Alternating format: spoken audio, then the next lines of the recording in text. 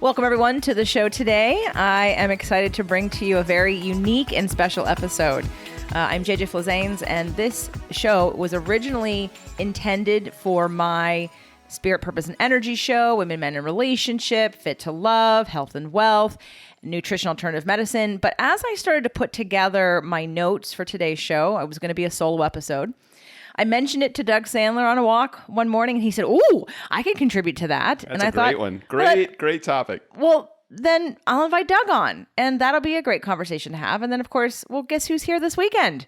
Michael Neeley. Hello. And I thought, well, let's have Michael Neeley contribute because we're coaches and we could all contribute from our point of view. So we did a really fun thing. And before we continue to explain what we did, and I'll position today's episode for you, why don't we introduce the other contributors to today's episode and the shows that this will be airing on. Let's start with you, Mr. Doug Sandler. Did you say formerly or formally? There's such nuances in the English language, right? Yeah. So my name is Doug Sandler. I am host of the Nice Guys on Business podcast, Turnkey podcast, sales training for podcasters, co-hosting with, of course, you, JJ. And it's very nice to be reintroduced to your community in a slightly different capacity because I think a lot of times I don't come to the table with a coaching hat on.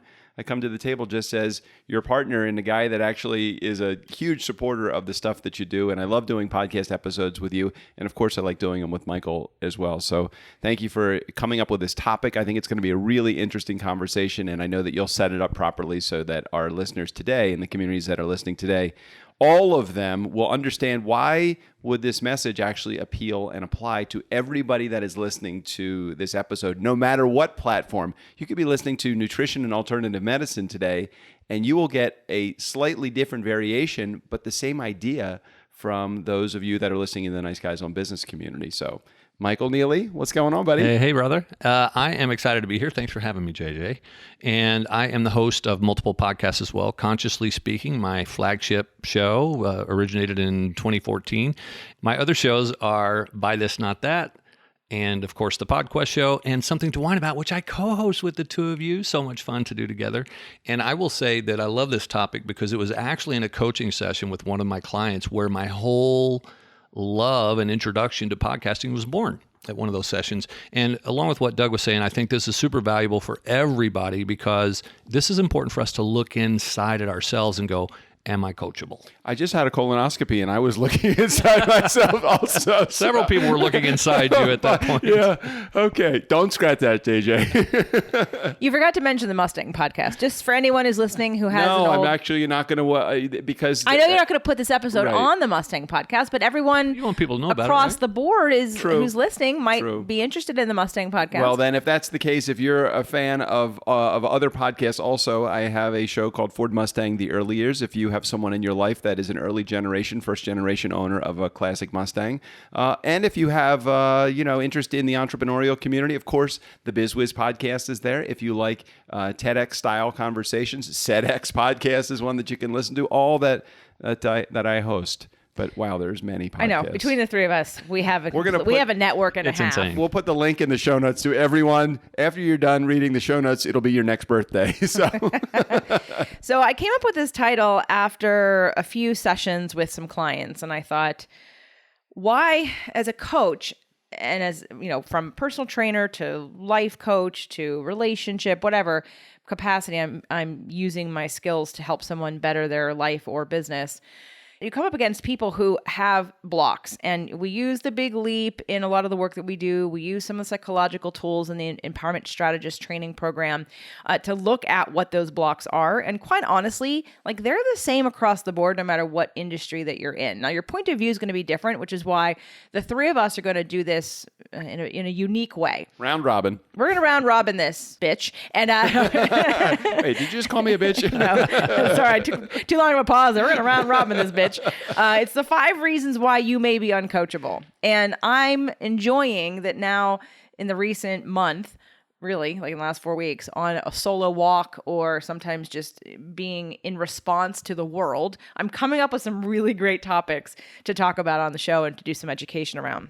So I had the guys. I already had my list because, like I said, I was going to do a solo episode about this, and then it just sort of blossomed into what we're going to have, hopefully, a really meaningful and powerful conversation. The 5 reasons why you might be uncoachable, and rather than each of us give our list, because we could do that on our own shows, we're going to do one at a time.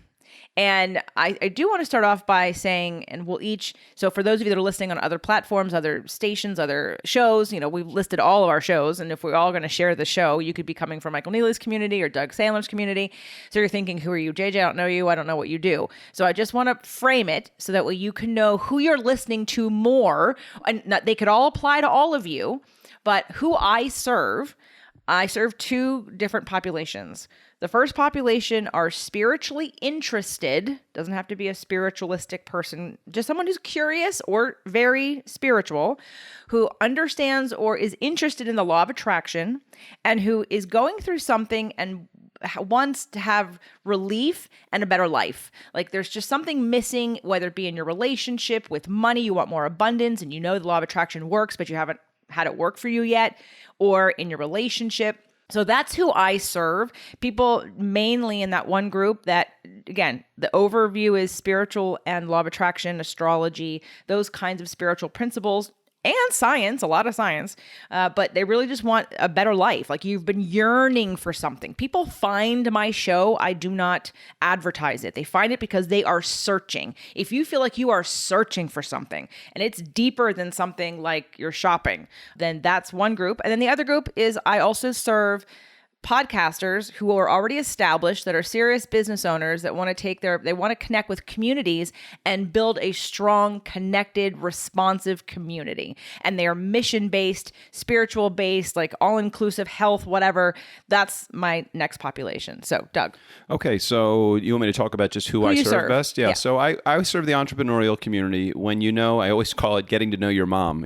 For those entrepreneurs that are listening that know their mom already, their market, their offer, and their message. If you know those three things, as a podcast coach, my job is to teach them how to connect their products and services with the community that they are building. So if you know your market, your offer, and your message, if you have an established business, but you're looking for a unique value proposition for those that are in your community to connect with you, I find that podcasting is a great way to connect your message with your community, to connect your offer with your community, and certainly to connect your market even more so to what you do. So you're specifically a podcast business coach, not a business coach separate from podcasting. Correct. I don't do any business coaching unless they are thinking about using podcasting as the tool to reach their community. So if somebody comes to me and they say, hey, I need a good business coach, I may refer them to somebody like Michael, or because Michael has a whole bunch of different verticals that he works within, I really specifically stay in that micro niche of podcasting. Okay. And Michael? And for me, I serve podcasters as well, but for me, you nailed it, Doug. That's just kind of like the tip of the iceberg or the tip of the spear. I do coach in business, and I have that whole entrepreneurial audience, and I look at it more from what I'm serving are visionary solopreneurs, people who have a message to get out to the world, but what I'm working with them from is how to establish authority and to build the back end of that business so that your authority gets out there, your message gets out there, but it does so in a way that is also going to support you financially so that you can spread it bigger. And then I also serve the spiritual crowd too, what I call spiritual seekers or conscious explorers. So I serve them as well, more from my podcasting space, less from coaching programs. I don't really have any stuff around that for spiritualists, but that is where my podcast, Consciously Speaking, comes in. So let me own the conscious spiritualist coaching. How's that? Can I own that? Okay. Sure. Okay, cool. You can own that all you want to. I know. Take it away, JJ. Yeah. Well, no, you contribute to that, but like you said, you don't really have any products or programs or tools for that, but Correct. I do. Okay, so here we go. Let's start. Now, I went to rewrite this list, and to me, I looked at it and I thought, you know what? This is really many different ways to say the same thing, but it's going to land on people differently. So I'm going to start with one. And before you give your first one, if you give one and it's on our list, can we also agree that it's check that's on my list also? Because I think that would be good. Yeah, we don't need to do 15 by repeating the same one. Right. Yeah. Right. Yeah, absolutely. Okay. So my first one, and this was inspired, is that your only goal is to get out of pain. So for me, in the past, I use the physical therapy realm as an example. When you go to physical therapy, you literally only go to physical therapy to get from pain to no pain. You don't go to a physical therapist and say, I want to be a bodybuilder. I want to lose 20 pounds. I want to be lean. I want to change my blood pressure. You go to a physical therapist to get you out of pain. So it's normally some kind of short-term program of 3 weeks, 6 weeks, whatever, a couple of months. And that is not the kind of person that I'm necessarily looking to work with full-time or work with in a serious way, because I have my show. And for those of you that listen to Spirit, Purpose, and Energy, you know that you can listen to my show for free and get a whole lot of it out of it, change your entire life, and never pay me a dime. It's free to you. So I just want to make sure I understand this, because it's extremely unique, and I was not expecting that to be your first one. I want to complete the sentence. You may be uncoachable if you are only trying to get out of pain? Yes, because it's not what I do. I'm not the short-term, quick fix, get rich fast, get thin fast kind of person. The work that I do is deep and meaningful and transformative, and it takes more than a day, and it takes more than a month. And it doesn't mean you coach one-on-one with me or anything like that. It just means that you're not being pulled by your passion, you're being pushed by pain. Okay, so it's interesting. Again, I want to come back to this because I want to make sure I understood the question, which is partly why before we hit record, I said, can you explain a little deeper what you're looking for? I see that you're sharing that you may be uncoachable if you may not be my client for coaching. It's a little different. That's I see what you're saying, Doug. Because that would be, again, I'm not saying that that's wrong at all. I'm saying that you may be uncoachable for my business. I looked at it as the overall question of you may be uncoachable if, like, okay, grand, you may be uncoachable, you may not be my client. But I completely respect where you're coming from. Well, I'm thinking about some of our clients or past clients. Yeah, and I want you to use not to throw anybody under the bus, but use an example of someone that actually is, if you can, without giving away too much of the farm here, explain what that would be, because I think it might apply to a grander sense of the market that you're talking to. Yeah, and let me add to the question as Doug's asking you, because the other piece is someone who does just want to get out of pain and they go to a physical therapist, they're coachable. They are coachable. They're just not your client, right? Because that's not who you want to work with. That's not what I offer. So that's why I want to be sure. Exactly. I do give short-term things to get out of pain, but if you're on this journey with me or the things that I'm doing are about, it's a longer game. Okay, and let me add to this. I think the expression lessons will be repeated until learned applies to you, because people that are just looking to get out of pain and are willing to be coachable to get out of pain oftentimes are not willing to go the next step, which is really understanding how to not get back in that pain again. Right. Okay, so that's kind of I think where you're heading with what your expression. Well, I had this epiphany like a week ago. And I was like, oh my gosh, this person doesn't actually pay attention. They only are willing to do as much as they need to just to get out of discomfort. But they actually don't have, and again, like I said, all of mine kind of are the same thing said differently. But and I'll use the expression again, you're being pushed by pain versus pulled by passion. You don't have a big vision. You don't have a grand thing that you want. You literally just want to get out of crisis. Okay. And sometimes when someone's in crisis, and they're always in crisis, you may be the short-term fix. I'm not interested in short-term fixes. So for me, I don't want to work with someone whose goal is a short-term fix. So that to me is where you're uncoachable for me. And again, that's why I had us all talk about what we do, because I'm not about the short-term fix. Okay. I get it. You want to go or you want me to go? Sure, I'll jump in because mine is kind of plays a little bit on that. So one of mine is that your motivating factors, pain or pleasure, be it one of those, which I believe those are the only two things that motivate us, either acquisition of pleasure or avoidance of pain, they're not strong enough to overcome your inertia. So for me, many clients will come to me, but as an example, let's not even use one of my clients, but let's use something that everybody can get, weight loss. I could stand to lose 20 more pounds, okay? But the pain or the pleasure are not a motivating enough factor to really get me in action to lose that weight. Now, if I were going to be in a bodybuilding competition or something in a month, that would be enough of a pleasure factor for me to go. Or if my doctor said, hey, Michael, if you don't drop 20 pounds, you're going to die. That's the pain avoidance I will go through. So I think for many people, they don't have a high enough pain or pleasure factor to motivate them to move them out of that inertia. Okay. Again, that's some of mine kind of falls in, sound yeah. like that, but Doug, what's yours? No, you want me to read one of mine? Well, do you have any that sound like ours? No. You guys have so far two very unique things, and I don't think that they are.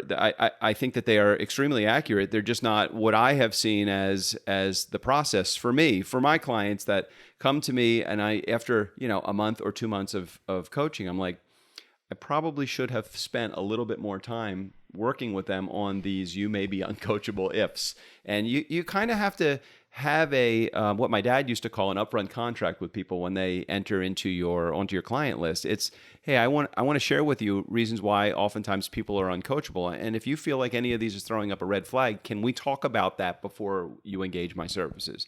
So one of the ones that I came up with is you want to see the whole you are uncoachable if you want to see the whole process laid out before you get started.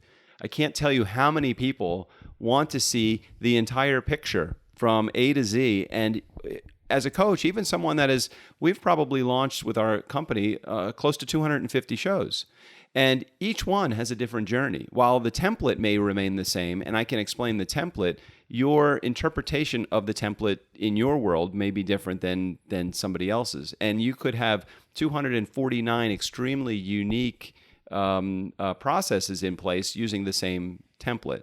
So you may be uncoachable if you want to see the whole process laid out. I won't be able to do that for you. And I would really highly encourage you that if you are looking for a coach that's going to lay out the whole plan ahead of time, that may be more of a rubber stamp coach. And I'm not sure that that's a coach you want to work with.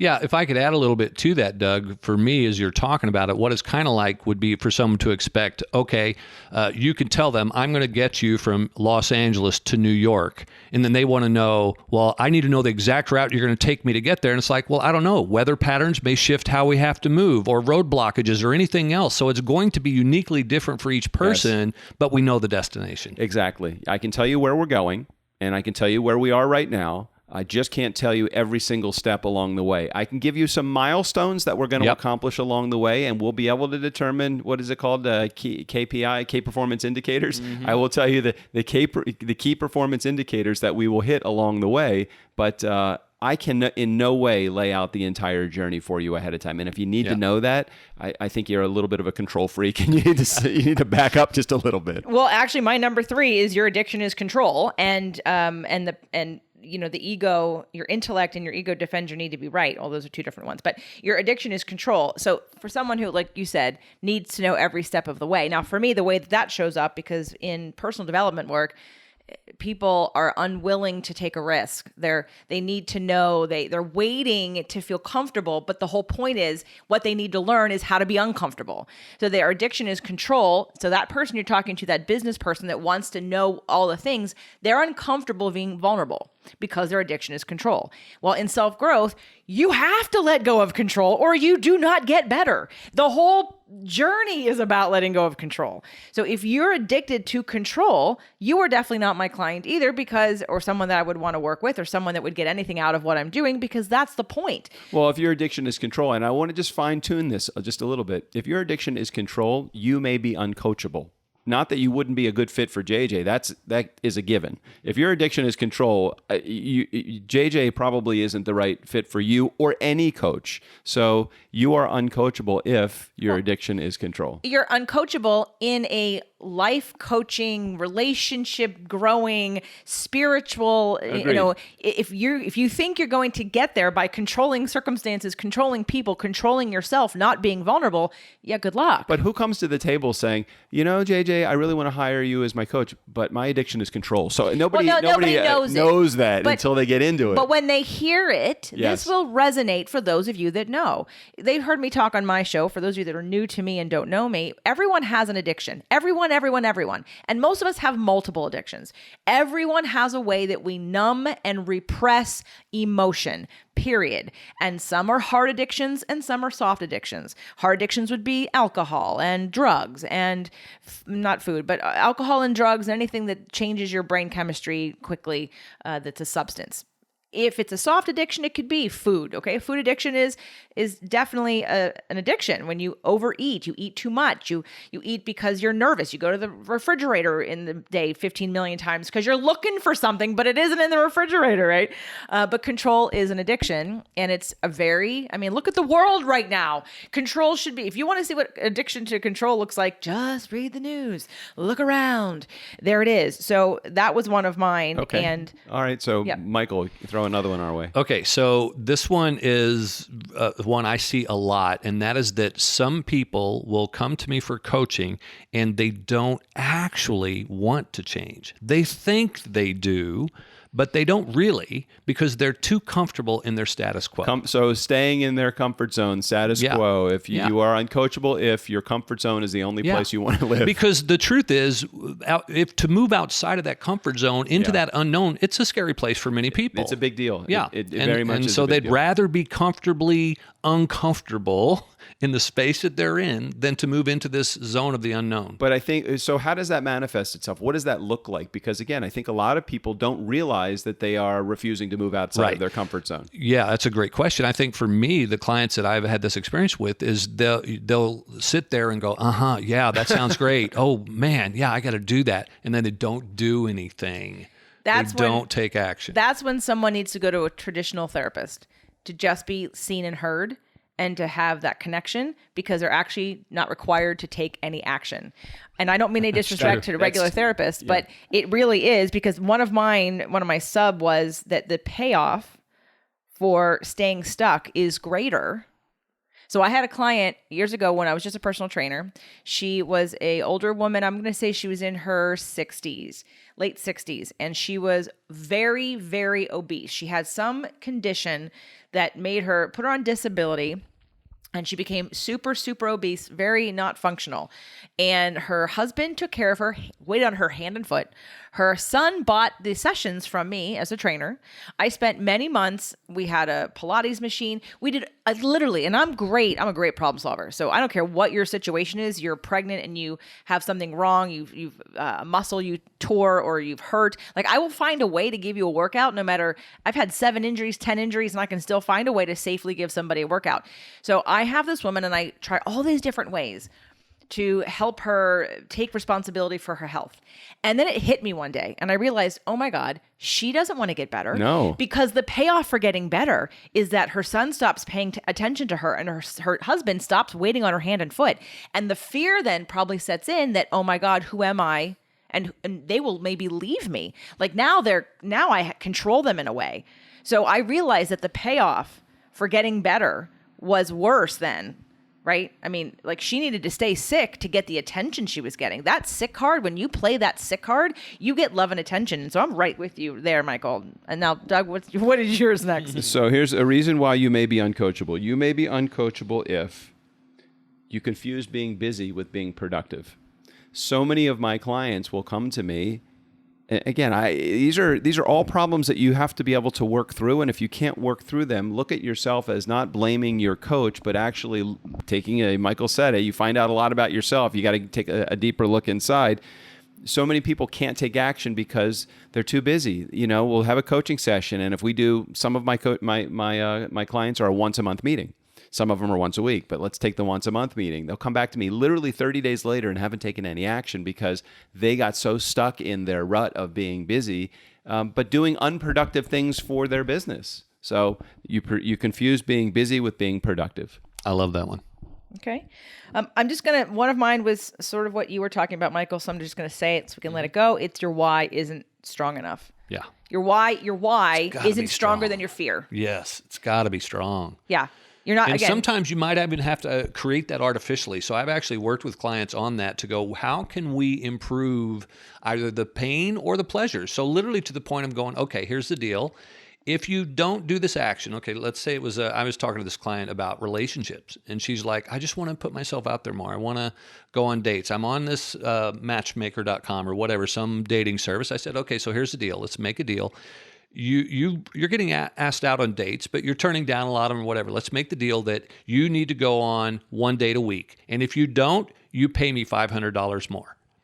So that adds the pain factor there. They don't want to pay the $500. Like, okay, dang, now I got to do it. So you can create these artificially if you need to, but put something in place that will either motivate you or demotivate you, one direction or the other, that you need will help.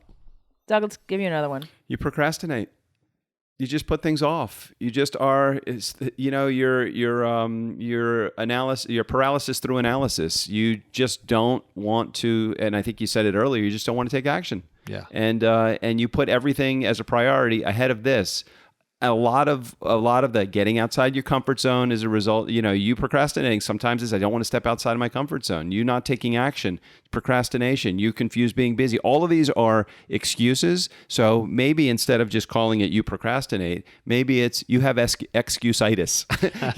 Everything is an excuse why you can't do this. And again, a number of clients through the years of coaching, I have found that are uncoachable just because they just can never get to it. I know. I'd love to procrastinate, but I just keep putting it off. Maybe that's it. So to piggyback on that one, Doug, I kind of have that you're addicted to your story. So when you're addicted to your story and you refuse to get out of victim mentality, because it's always something else, it's always some reason, it's just a lot of words for you're afraid. And procrastination, to me, in my world, when someone is procrastinating, it's because they're not in alignment with what they want. So I actually see procrastination not as a bad thing, but as a misdirection. Well, it certainly is a signal. It's a symptom. Yeah, it's a symptom. I said signal, you said symptom, right. But there still is a piece of, for me in doing things, why am I procrastinating cleaning my office? Well, because I don't want to and because I don't need to. So why should I go sit there when I have other things I'd rather be doing?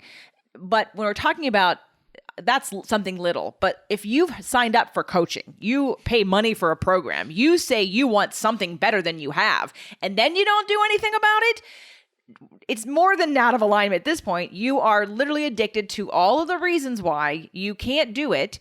And again, it goes back to some of the other things we've been talking about. Your why isn't strong enough. You don't have enough pain or passion that's pulling you, and you're just afraid. So just be honest. You're just afraid. But you always have a choice. And you guys know, those that listen to my show, I'm not a big take action for action's sake. I don't want you to waste time and energy and money doing stupid shit that is just because you're taking action. Well, wait, but let me throw a little argument at that. If you are hiring a coach and you just don't want to take action, and that coach is telling you the action to take, and you feel like you're taking action just for action's sake, but your coach might have a better reason why you're taking action. Sometimes taking action for action's sake is actually, for me, for my clients, I'm like, don't worry about why. It's not coming through to you. Just know that in order for you to get from here, New York, to Los Angeles, these are the steps that you're going to need to take. So for me, it is oftentimes, and you've heard me say this with a number of our clients that we have together, it's like, why don't they just take action? We're telling them we've been down this journey before. Because they're addicted to their story. They're unwilling to get out of their comfort zone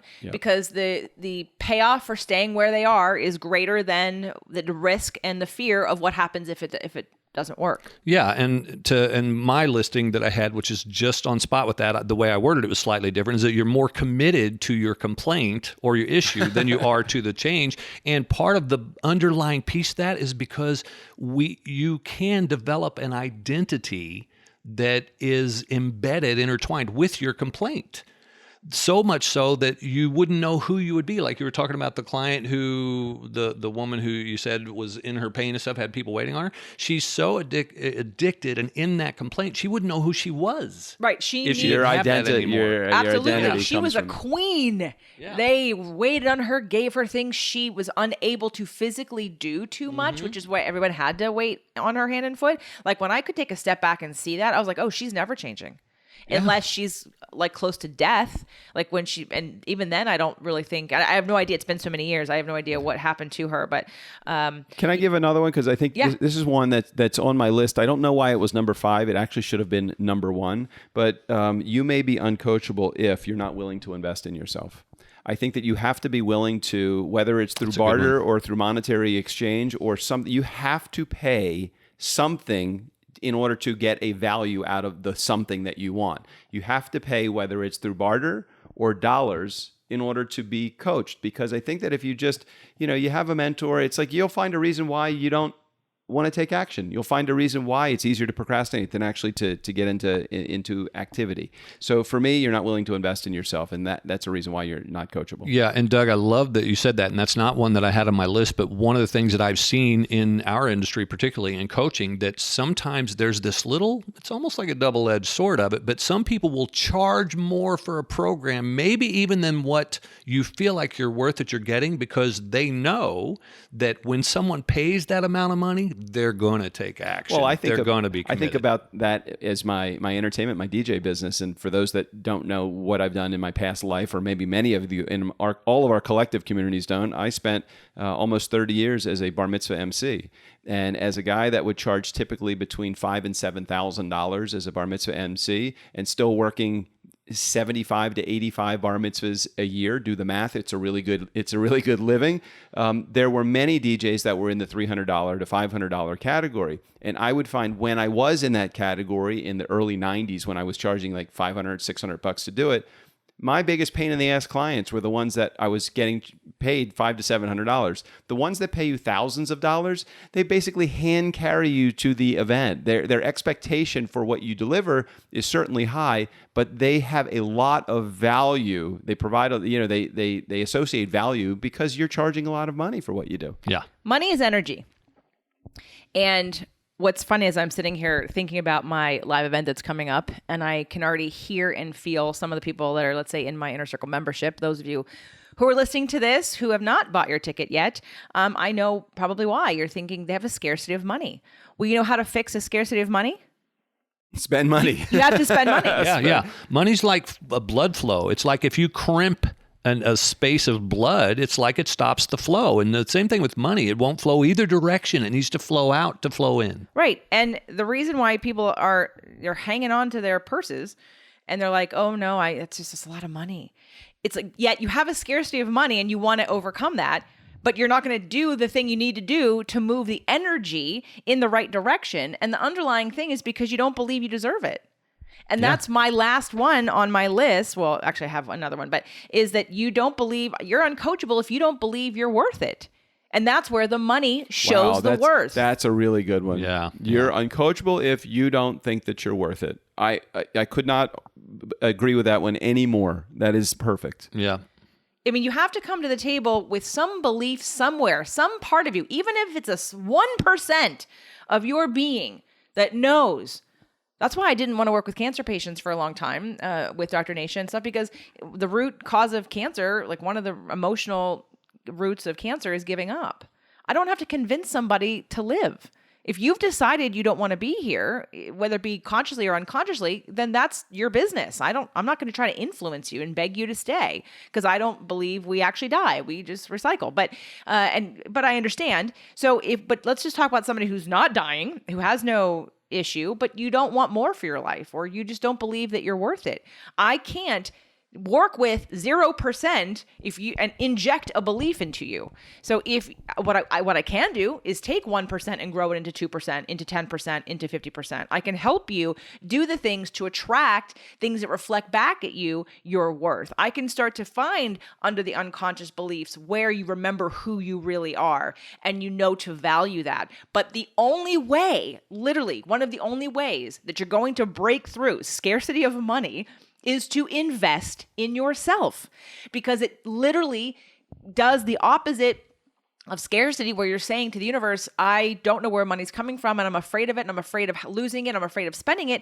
You literally say, this is a confidence, an energetic confidence. It says, I'm worth paying attention to, I'm worth working on, I'm worth asking for help, I'm worth spending the time to do the work. I also think it opens up a different door for you. It opens up the door of, now I've invested in this, now I actually need to do something. Now I need to actually pay some money in order to, I'm paying this money, and now maybe action is the thing I need to take. So maybe that's the leading indicator for you, is the money. The leading action for you is, I'm paying out money. Now that I'm paying out money, I guess I need to take some action now, because I don't want to lose that money. Yeah, it's like I was saying, why some people even charge more, because they know that the more they charge somebody, that the more that person will be invested in taking action. Oh, from first year to second year mastermind, I doubled the price. Yeah. Different energy. different energy. And no disrespect for any of you that were in the first year mastermind, but my pricing was reflected on my lack of confidence in myself. Even as a coach, we need to understand that value as well. I knew I was worth more, but I decided to charge less because I wanted to test myself out. It was unproven for the mastermind. And so I felt comfortable because at that point it had been, one of the highest offerings that I had. But I knew that I was undercharging when I did it. But I wasn't confident enough yet to set my sights a little higher and say, no, I'm not accepting less than this. And now, I doubled it, and I'm not doubling it again. And for some of you, it will go up a little bit. For otherwise, it's the same as last year for the mastermind, because I'm like, okay, this feels good. And for the empowerment strategist certification, that's gonna, from beta to next, will be double because of the value I have for myself and my time, my knowledge, my skills, my expertise. I have to value that in order for me to say, here's the boundary. No, I'm not willing. You're listening to this episode and it's free. No matter what show you're listening to it on, it's free. And the three of us put out a lot of free content, like a lot. I spend so much time putting out free content, and that's awesome and amazing. And it's great for you. But we pay for it. We pay for all the things. And so, yes, we attract the right people to us, but then we also have to pay the bills and have a lifestyle, and that's what we want to do. So I have to have some new boundaries about things that what's worth my time and not only like you were talking about, Doug, with your DJ business. There's some meme that was going around that we were passing around on in the groups and on text chains, like that the $500 client is asking all these questions, and the $5,000 client saying, "Where do I pay?" Like the $500 clients, "Oh my God, I talked to my husband and my wife, and I have to check my credit score." Well, depending on if it's a man or a woman asking, right? Right. Anyways, but it was hilarious, and it's true, and it doesn't mean that it cuts those of you out. Those of you that think, "Oh, I can't pay $5,000. I can only pay $500." Just start somewhere, because you're not going to create any momentum doing nothing. And here's where I agree that taking action on the journey, on the path that you want to go down, especially if you're going to invest in a coach, listen. And if you don't agree, that's cool. Find a new coach, or at least just try it, because what else do you have to lose other than to say it didn't work? Because part of so Doug and I do a mastermind VIP experience for podcasters who are already established, who are making money on their podcast, but want to grow a community and create their own economy. So in our podcast mastermind that we had for a year and a half, one of the reasons why it had to be a 12-month program was because podcasting and building a community is a game of testing. I come from the business perspective of, you don't know what's going to work. All you can do is test your idea, see if it works, see how it flows, and see if it doesn't. And then course correct and continue, or rinse and repeat. So when it comes to the short term versus the long term, I believe that some people need those 12 months in a business coaching program, in a podcasting program, in a life coaching program, because you're on a journey and you have to see what works and what doesn't work. You don't know going into it. All you know is you have a problem. Here's where I want to go, and here's what we're suggesting you do next. But the whole idea is that it's more long-term thinking versus short-term thinking. For me, is more of my kind of client. And those of you that are out there who are afraid of spending money or afraid of making money, you have to do literally the opposite of what you're afraid of in order to get that momentum started. So, Michael, I think you had one more. Yeah, I've got one last one that we haven't really covered yet, and that is that I find that a client's uncoachable if they're unwilling to be radically honest with themselves, and or in this process, they see my coaching as criticism instead of support.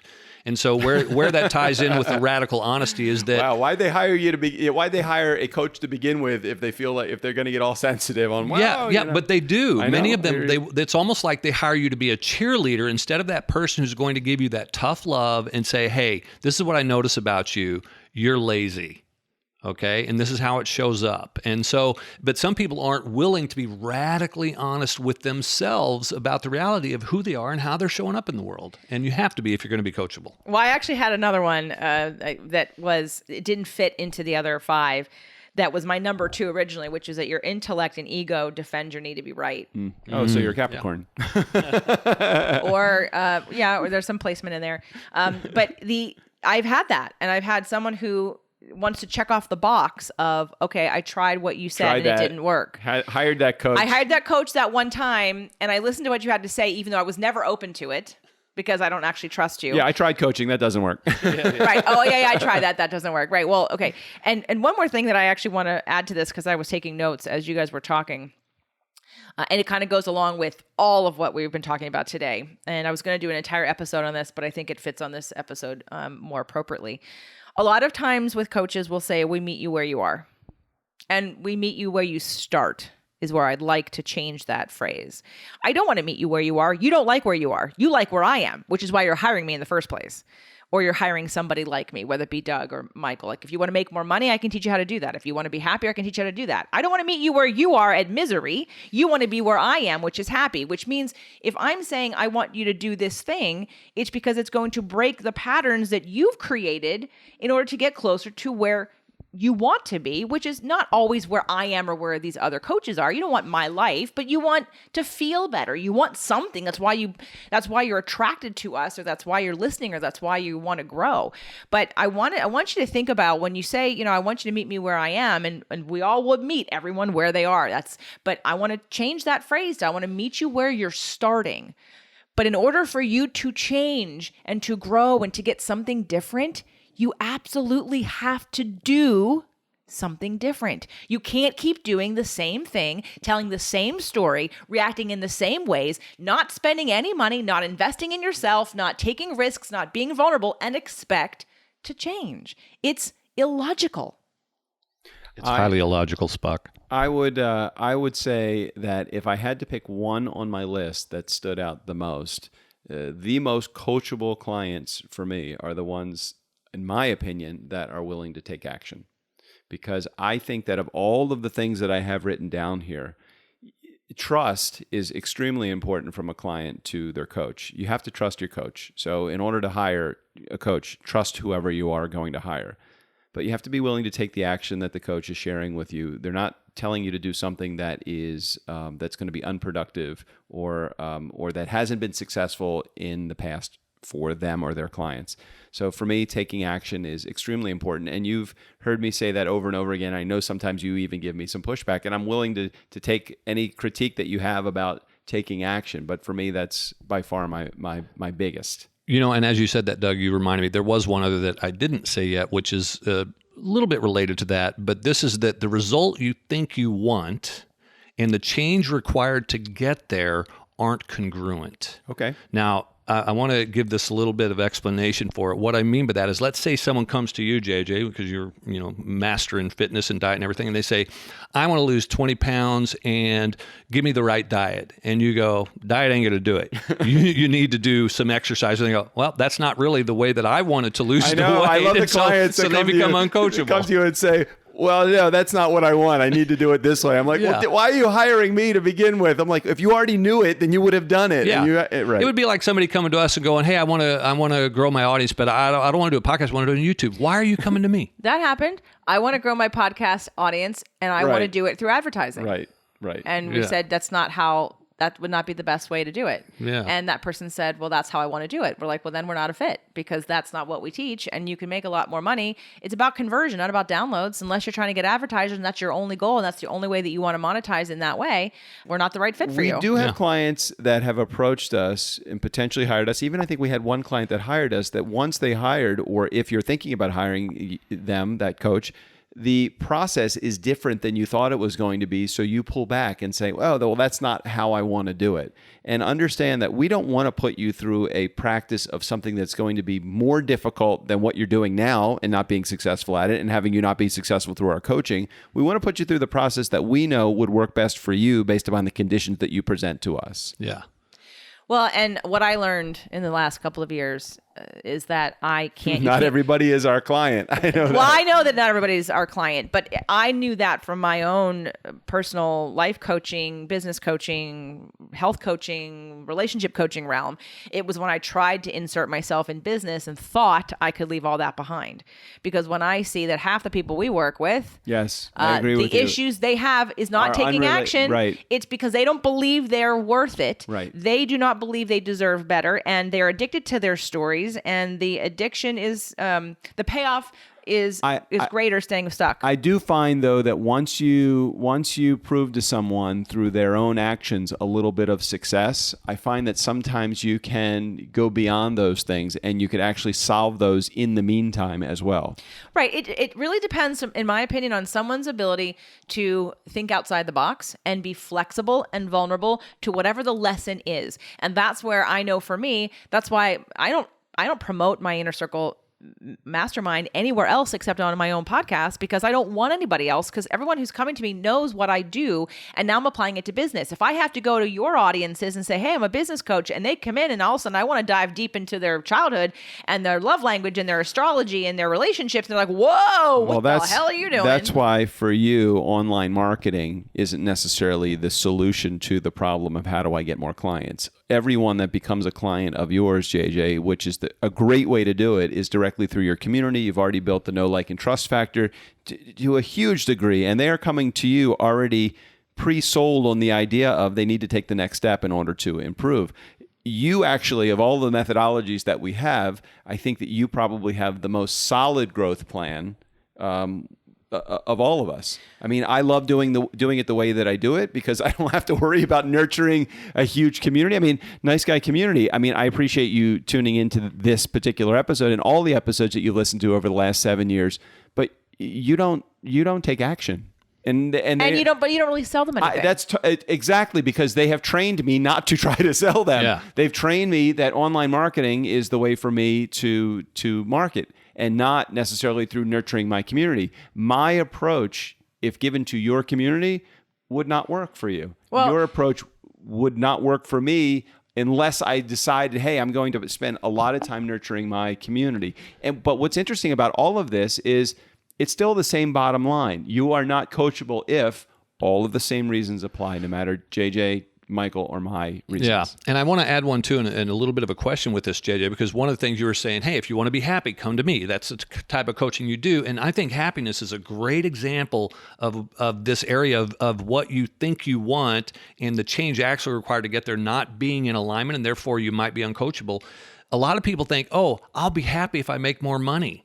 And we see it, and they're not. Mm-mm. Or they think, I'll be happy if I own that home, and they get that home, and that still might not be what makes them happy. And so if you think these things are what will do it, you need a coach like JJ in the happiness realm to go, that ain't it. Let's dig deeper first. I gave on the last Inner Circle Business Builders Library, which I'm going to change into an academy. Stay tuned for that. But Jeff, poor Jeff, I ran him up and down the wall because he's an internet marketer, right? And right. And he talked about, well, what are people actually buying? And I said, well, what people are buying from me is that they want to be happier in their relationship. Well, what results do they want? They want to be happier. And I said, let me step back. And I had to go, let's go law of attraction here. The only reason why we want anything you want is because they're going to be happier, period. And he's like, right, but people buy things. I'm like, great. So then I'll sell them.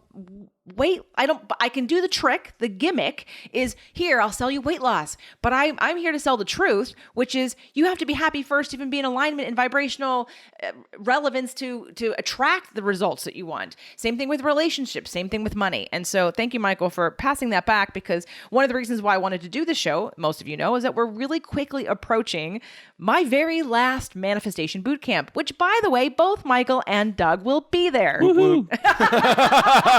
That was good, Michael. Wow, look at that. That wasn't even planned, or God, the throuple. That was unrehearsed. That was just complete mind melding right there. That was great. Now, Doug was at my first manifestation boot camp, and Michael's been at 2 of my Releasing What Weighs You Down. So both of them have been to events. In fact, Doug will be emceeing. There'll be dances and DJ and all kinds of activities. We're going to have some fun. We're going to have a lot of fun. And one of the things that I wanted to put out there again to my community, and again, if you're listening on someone else's show, you're welcome to check it out as well. And only, of course, if it's in really, really strong resonance with you, do I want you to actually look it up or take action. I am not by any means trying to encourage or sell to anybody who's not in my own personal community to come to my event. And the reason is because I do need you to trust me when you walk in the door. I do not spend time talking about myself or giving you my backstory or showing you why. I don't do that because everyone comes in already knowing me and trusting me so we can get to work. The Manifestation Bootcamp is literally about putting you through practices and exercises every single session that break you out of your comfort zone, get you into a new vibration, get you thinking differently, change your neural pathways.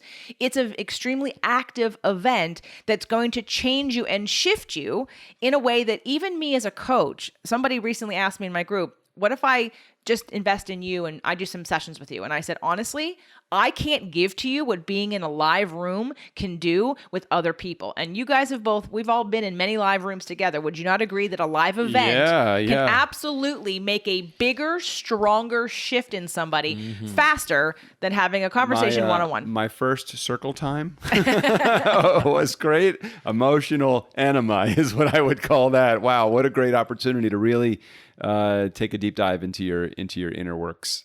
Yeah. But so the boot camp is coming up. It's October 1st through 3rd. If you're wondering that the world is falling down, all I'm going to say is the world is always falling down in some way. And I would say this is the last opportunity to do this work with me like this. I never know from year to year because my business grows so much. I do so many new things. I launched the Empowerment Strategist program earlier this year. So I don't know where I'll be next year. So I can't commit to say that I'm going to do this another time. In fact, I'm pretty sure I'm not doing it. I'm almost 99% sure I'm not doing it ever again. Get there. So this is it. This is the opportunity that you have to take action. And I've said this over and over again on my show. If you are in my community and you are feeling that you feel it resonates, but you have scarcity of money and you're like, but I don't have the money. I've told you 15 million times, reach out to me. I will help you. I will find out how to make a payment. Don't make money be the reason why you don't come. All right? Please do this for yourself. If you believe in yourself. If you do not, if you are someone who feels like you've listened to everything we've said today and you're like, okay, well, I do believe in myself and I do take action and maybe I'm a little bit of a control freak, but I'm willing to let that go. Or I do want to defend myself, but I'm willing to change because I feel and see something for my life that's greater than what I have now. And I really want it. It's jjflizanes.com/bootcamp. Again, that's jjflizanes.com/bootcamp. It will be in the show notes, the link. And you can reach out to me and just ask any other questions that you have. My assistant, Ashley, or I have other people. I've done a show called... Hey, my assistant's name is Ashley also. Yeah, I wonder where you got Ashley from. You got Ashley from my show and from me. And anyway, so I have lots of other information that I could share with you. But I really just wanted to impart on you guys. You know, we're in a time where... The feeling of the world, there's a cloud of fear, and it's really, really easy to say, you know what? Everyone's afraid, everyone's mad, everyone's hiding, everyone's cocooning. I'm just going to follow suit and do what they're doing. And all I'm going to say is then you're going to get the life they have. You have to ask yourself, who do I want to be and what do I want to have? And how much longer am I willing to wait for it? If you want something different than you have right now, if you are tired of waiting every year for it to be the right time to do something about it, or for you to be done having fear, you're not going to get rid of the fear. It's called feel the fear and do it anyway. How many times, Doug, Michael, have you been afraid of taking the next step in something? You were afraid, but you knew you had to, so you felt the fear and did it anyway. Too many times. Many times. Yeah. Many times. I would feel like that was how my brain was when it came to hiring the first coach that I ever hired. You know, how investing in my own business, making a leap from my entertainment business as a bar mitzvah MC to professional speaking, writing my book. I mean, all of those things in order to get the things that I wanted to get out of life. And I'm not just talking about money. I'm just talking about the freedom and flexibility to move to California from the East Coast. All of those things. You can't do any of those things unless you're willing to step outside your comfort zone, take action, stop procrastinating, invest in yourself, put the pleasure or run from the pain or whatever it is. All of those things are essential in order for you to be coachable. And I love this episode. And as soon as you came up with the idea, JJ, I'm like, oh, well, I have some ideas that I want to present, which is why I said to you, let's do this together. I didn't have to do any arm twisting. As coaches, this is what we talk about. You know, we talk about our clients and and honestly, it's not because we complain about our clients, it's because we want to help you. And we get frustrated when we can't do what you hired us to do. And I want to say this. Oftentimes when you hire a coach, you're not hiring the coach for the action steps in order to get that process going. You're oftentimes hiring a coach to help you get inside your own self to fix the things that are going on inside you so that you can take the action steps. You can take action steps oftentimes by going to Google and finding out, how do you launch a podcast? How do I go on a diet? How do I get more fit? How do I do? But the inner work, that stuff that's so essential, I find even as the bar mitzvah MC that I was for decades, I find myself oftentimes being a psychologist for my client than actually the template provider or the action step taker. So again, if you guys want to comment on that, or we can wrap up the episode. We're going to wrap up, but it's about the accountability. And I think people don't value accountability. They may think it's like a waste of money. And I have told my mastermind this. When I hired my bookkeeper the first time, to come to my house. I hired her to come to my house because I knew that if I didn't put somebody in my chair, nothing else was going to get done. So she literally has to sit at my desk, at my seat, so that I could clean my office while she was doing my books. I thought that was a little unusual, but when you told me that, I didn't even say, oh, why does she have to come here? You are 100% right. You said that many times, like, to have her sit in my seat gets me out of my seat and doing other things in my office. If I have, well, you go to your office not that your office is, you need to do anything else but sit in your chair, but you see me, if I'm sitting in my chair, nothing else gets done. Yeah. Now, I needed help with bookkeeping, but the minute I invested in bookkeeping, I started making more money because I knew I wasn't going to do it. And I know we needed the help. So the only thing I'm going to say is that if you feel like you actually are worth having a better life, whatever that means for you, having more abundance, having better relationships, manifesting the things that you want. And if you're really tired of waiting, I just implore you and I encourage you, come play with us. I promise you, transformation will happen. It happens every time. I see it every time. Now, don't come if you're a pain in the ass and if you're going to defend the need to be right. No, I don't want you there, and I'm not interested in you. Who would label themselves? Michael, would you label yourself ever as a pain in the ass? Always. jjflazanes.com/bootcamp. You have a few weeks to get on this already, okay? Take action now. Don't wait. Get your travel plans. You can get a roommate. We can help figure it out for you. But jjflazanes.com/bootcamp. There are some tickets left. I'd love to see you here at the very last Manifestation Bootcamp 2021 in Redondo Beach, California. You can fly, you can drive, you can train, you can teleport yourself there. God, I wish that was a thing. Just be there. All right, guys. Thank you so much. I don't have any live events, so you guys will never get to see me unless you come to JJ's event or Michael's event. I'll be at his event also. This is true. Yeah, so check that out, as well as we'll plug the rest in the show notes. Michael's got a live event coming up. Sure. PodQuest Live. If you're interested in the podcasting space and building influence and authority, then you can come to PodQuest Live, which is October 15, 16, 17. Yep. And if you want to grab a cup of coffee in Ojai, I will be here. So you're I'm welcome there. I'm all over that one. To come to Ojai. That's my only live event. It'll cost you $1.49 right at Ojai Brewers. What's it called? What's the name of the Coffee Roasters? Ojai Coffee Roasters. Yeah, come on. I'll buy you the cup of coffee. You don't even have to spend the money. All right, guys, I hope that you feel a little inspired. Hopefully it will motivate you to take some action. Please take some action. Any action after this episode would be great. Create that positive momentum, and I hope to see you in October.